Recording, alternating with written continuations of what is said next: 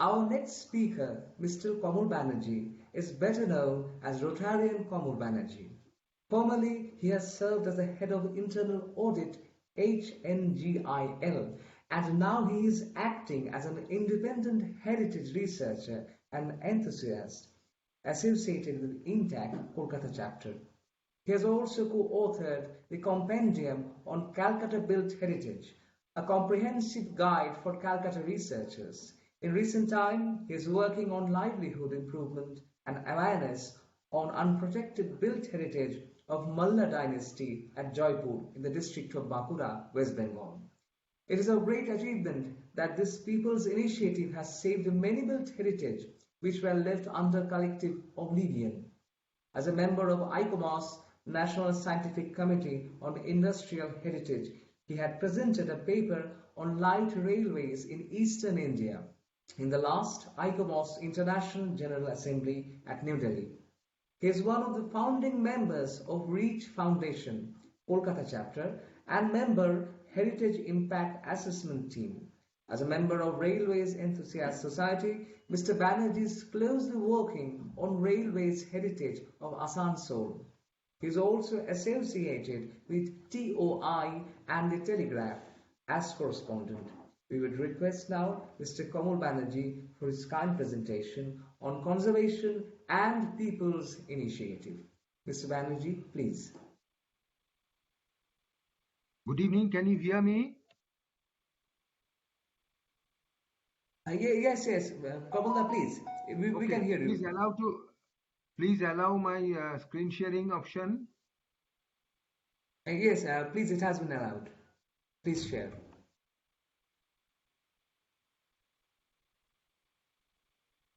Can you find that my presentation is on the screen yours? No, it's not visible yet.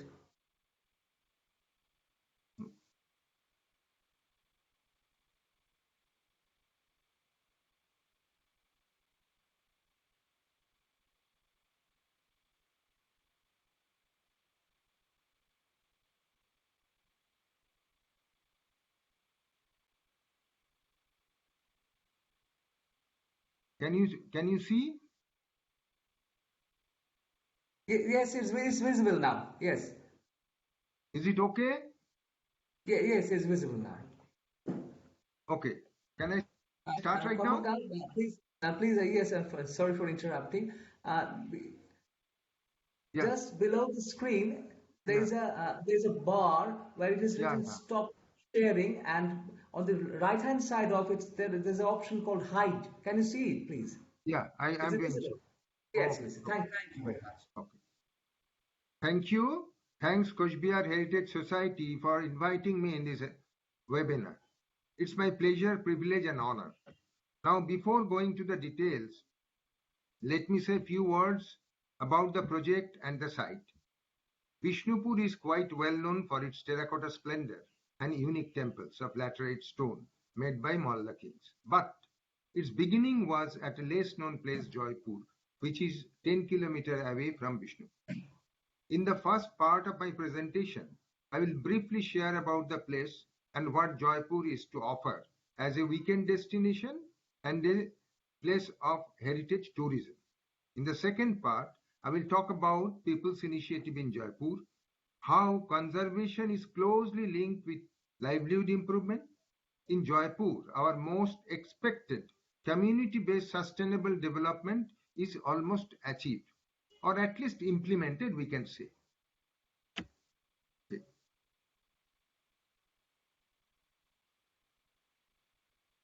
Now, let's come to the slide. What is Joypur? Joypur is a community development block under the administrative division of Vishnupur in the state of West Bengal. And it has next, there are two places, Joypur and Gokulnagar, very enriched localities for tourist destination close to the Dwarkesha river and very close to Vishnupur. Now, this is the Joypur forest. It's a beautiful place to visit. Now, coming to the background of the dynasty, sometime around 17th century, King Narsingha Dev, he was the king of the Pradyumnapur, now it is called Padampur. His captain or his corporal was Raghunath. In a battle, he allowed Raghunath to fight out his enemies, and Raghunath won. And thereafter, he got the opportunity to rule a specific area called Cooch Behar. It is still there. And after the death of this king, Narsingadev, Mr. Raghunath was crowned as the first king of Malla dynasty. And a new calendar was set, which is called Mallabdo, and he is known as the Adi Malla. Now, almost 300 years, they continued their leadership from the Joypur. I mean, not particular Joypur is an area, it's Pradyumnapur. And from that point of time, after that, they shifted to Bishnupur because it was a strategic reason for the defense, etc. Then what happened? Gradually, Joypur lost its glory and principality, remains as a part of the Malla kingdom, but it was not left barren. The grandest and the largest full laterite stone temple, Gokulchand Shareen, was built by Raghunath Singh I, and then equally graceful Shamchat temple by Raghunath Singh I. Then gradually the kings and the royalty was shaded away. The Jamindars and the landlords, they assumed the responsibility of building new terracotta wonders at the end of 18th century. There are plenty family-owned terracotta temples in Joypur, which is a very speciality. In Vishnupur, you will find all our, royalty-sponsored temples and the structures. But in Joypur, you will find a lot of personally owned but beautiful terracotta temples. Now, this is, what left in Pradyumnapur or today's Padampur. It is the part of the Gaur, which was the princely state area. Nothing is left. It required some excavation to get the details out of it.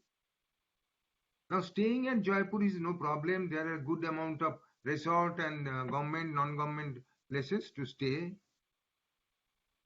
And also there is a forest rest house so that people can stay in that. Itself is a forest rest house come watchtower. From the top, one can find the beautiful view of the place. And also elephant training camp and the airport you made during the Second World War. Now coming to the grandest and the largest temple of the place, Gokulchand Temple of Joypur. This is the huge hall of performance. An equally graceful Shamchat temple, but it is not a centrally protected, it is state protected monument. And there are a couple of beautiful 9 pinnacle temples. One is in Depara, and it is profusely decorated with lot of plaques, and there are a couple of plaques which will not find anywhere in West Bengal. And inside the sanctum sanctorum, there are decorated birds, flowers, plants, and doors and corridors. And close to Depara, there is another temple, which is Dattapara.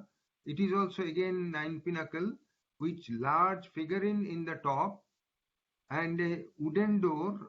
That time the wood industry was so brilliantly made that all the panels are beautifully decorated with wooden work. And there is a unique temple known as the Radhika Damodar temple. It is the unique in the state itself, because we have seen a lot of terracotta temples, but the terracotta temple followed by fresco work inside is very rare. So it is that kind of temple. I am showing you the frescoes here. These are the frescoes, still can be visible inside the temple. And this is the outside where the plaques are there. And there are not only another, I must say, there are another couple of beautiful temples. One is in Khairaboni, another is the Gokul Nagar. etc. Now, if you see, there are two temples. It proves that there may be not similarities. There may be, there are likelihood that the same artisan, they have made these two temples. One is in Radhika Damodar, another is Ashurali. Both are 5 pinnacles. And in Rajogram, other than Deyan Dotto, there are Rajogram. Several beautiful terracotta temples are located in the village Rajogram. They are presently in poor condition. Some relief works have already been stolen or decayed. Of these, Giri Govardhan temple and the Rashmancha are not worth. These are the work inside the Giri Govardhan temple. And these Rashmanchas, you will find at least 7 to 8 Rashmancha with 17, 18 pinnacles. And there are a lot of temples still required to be explored, like Goshaipara, there are 2, Brindabanpur, and there is a unique copper plaque. We do not usually find copper plaque in the lower Bengal. It is a copper plaque. And now I am coming to the oldest temple of the Bankura district itself. It is known as Hakandu. It is in Moinapur, and it may be small but unique in all sense, because absolutely Orishan style is there, and there is no resemblance with any other such temples in the state itself in Bankura district. Now I am coming to the most important part of my story, is the People's Initiative. A group of youth in Joypur, almost all in their mid-20s, has taken up the initiative of conservation. Now the question, why? The decay and destruction of these temples have drawn the attention of this village youth who have grown up along with these temples around them. Over the period, they have seen how the palatial buildings and temples built by the erstwhile jamindars and wealthy traders and the Mallo kings collapsed in their village and other places. They found no one to take care of these temples. Similarly, laterite stone slabs are randomly taken away from the shrines by contractors, and they have also taken away by the personal use in the ponds, etc. These stones are being used for laying road. Besides, the eroded steps of the village ponds are also often replaced by these slabs. So, a kind of helplessness and self-esteem, pride for a glorious past, and love for the village gave birth of a passion, a collective commitment to these youths to save local heritage. This is the turnaround story of a temple. This particular temple, this photograph is almost 7-8 years old. Okay. When we take up this, it is almost surrounded by big trees and shrubs. But fortunately, this part of the temple that was in use as a small Shiva temple. Now, this terracotta studded Artchala temple was lying under collective oblivion. There was no ownership for its periodic maintenance and upkeep, awaiting for natural collapse and wipeout of a relic of shared built heritage. Because first there was Mallo, then Jamindars. So there was a layered history lying inside. So this is how it was when we have taken it up. It was looking like that, and thereafter a part of it was clean. And this is about 70-80 years old picture when someone took it in front of it, when it was pristine glory. Now this is the work that was taken up, and these are the pictures of the beautiful plaques, very distinctly visible. And this is the Sanctum Sanctorum. Inside there are beautiful works with stucco. All are in good shape. These are stucco work and these are terracotta. Now, what happened? A kind of sense of pride and the help from the local administration, little bit of from the local administration and mostly from the local youth. They cleared and make the place nice and usable. And finally, the temple, which was once upon a time used by the villagers, are again given to the villagers. Now they can use this temple, but there are a lot of restrictions. They cannot use incense stick, they cannot use water, and they are very, very careful about its usage. And this is the team who are the pride of the block, and also they are the people who really did the work. There are a lot of media coverages were there. Now, close to this place, there was another temple that was much more older than that. So this group decided, they do not have fund. Really speaking, very little fund was there, and the entire fund was spent by one boy whose name was Dubai. So this group decided to clean. Now the question came how to clean it. It requires some kind of technical knowledge. So at this point, we got the support from some Archaeological Survey of India people who are very, very competent and very well known in this job. So they extended their help at that point of time, I must say unofficially.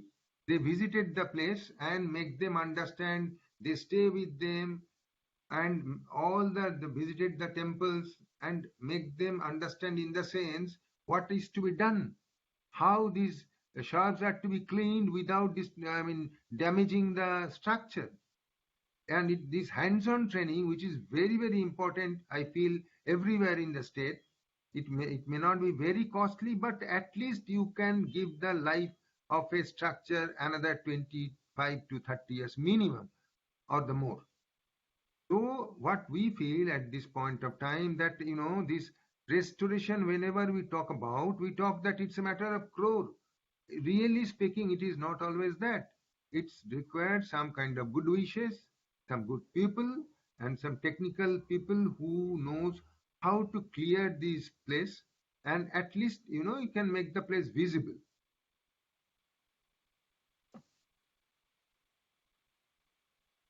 Now, this group have not started, stop their job there. They start the entire block to find out abandoned built heritage. So the search for abandoned built heritage began. In this process, they got couple of beautiful temples. Nobody bothered to look after them. These are, what we call parentless, pitrimatrihin. Now, this group are planning to do something for them like this. It's a beautiful temple. Only cleaning can give a new life. And there are very dilapidated, there some grand temples are lost forever. This Shamchad temple at Pradyumnapur is one such. On the pinnacle which has fallen on the ground remains to be seen. The rest of the temple has transferred into a heap. And these are also awaiting some work. There are in Goshaipara, Shalda, Brindabanpur, Pradyumnapur, etc. And during the last 2 years, we were not much possible to do work due to this pandemic situation, but people had continued their search. By this process, while somebody digging his pond, it has come up, and somewhere this came out as a part of excavation of, and then that things are happening. So this people's initiative derives certain benefits. They set an example of low-cost local conservation initiative, use of local artisans, scope of development as a tourist site, and will inspire more such group to come up. And really that good thing has happened.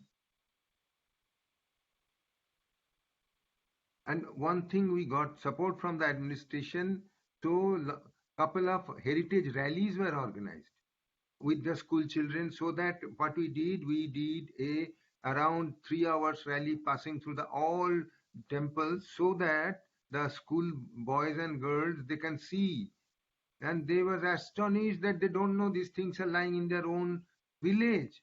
So they become aware of the place. The sensitization job is still going on every year. And this kind of rally continued. And this is, love heritage, make heritage your joyful and all that. And minister took part in it.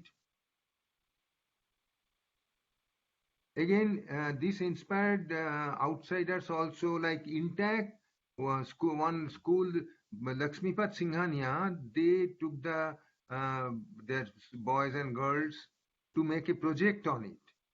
So that project was made. Actually, I had one video, but due to this this constraint, I am not able to showing you the video.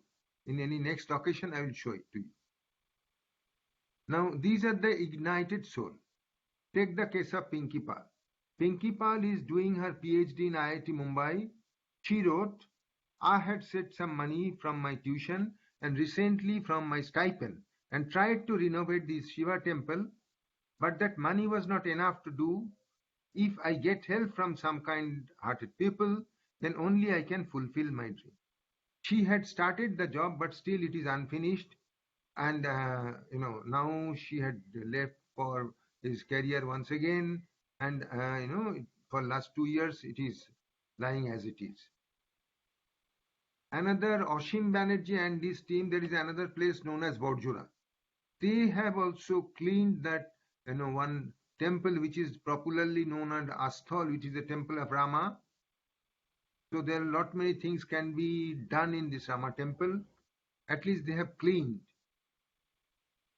There is another group, Biplab Borat and his team in Shonamukhi. There is another beautiful 25 pinnacle temple with exquisitely decorated terracotta in Shonamukhi. They are constantly talking to the owners, and they have also cleaned. Look how it was earlier and how after cleaning. Just by cleaning, you can give a new lease of life. That's all. Thank you, my friends. Joypur, it's over. Hello? Hello? Hello. Can you hear me? Yes, we can Yeah, hear it's you. over. Thank you. Yes, thank you, Kamalda, for your very kind lecture. Can you hear me, Kamalda? Yeah, I can hear you. Yes. Uh, Thank you for your very kind lecture. Mr. Kamal Banerjee, thanks to Mr. Kamal Banerjee for the jewels he gifted all of us through his magnificent presentation. Now and then, the archive has also been very delighted to receive important suggestions on heritage from Mr. Banerjee. An incredible presentation on the Joypur and its terracotta temples. Joypur is relatively less known compared to the other heritage sites of West Bengal. We are more acquainted with the terracotta of Bankura than the decaying frescoes. He has focused greatly on the People's Initiative, which is undoubtedly the primary requisition for the preservation of heritage. Thank you, Kamalda, once again. We would like to request our keen audiences, if they have any questions, then please, if they will present us with their questions. Our respected speaker, Mr. Kamal Banerjee, will try to answer the questions.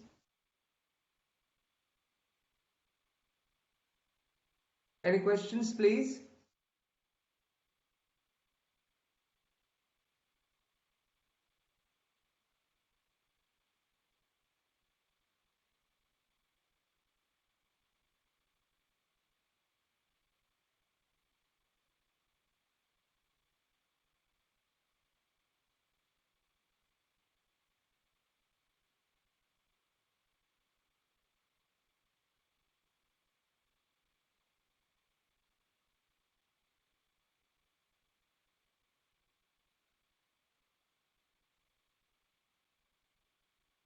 Kamalda, I think there are no questions for Yes, today. I think so. It's a okay. Thank you. Thank you once again. Thank you very much. Thank you. Um, yes, we have reached the end of today's session. We are extremely sorry for the inconvenience. The day went on quite hard on us. We had an accident with our laptop from which we were to broadcast, resulting in the great delay of commencement and also an absolute power cut for which it was not possible to exhibit the slides of one of our most respected speakers. We have fixed our technical difficulties and we are hopeful that we will be able to start tomorrow sharp at 4 p.m. and we will be able to offer our cherished viewers a seamless streaming of lectures. We feel very delighted for being able to share excellent moments with all of our guests. We would like to offer our cordial thanks to our most honorable chief guest, our respected speakers, and the kind audience and cooperation we have received from our viewers. Hopefully, we shall be united once again tomorrow. Take care. Thank you. Namaskar.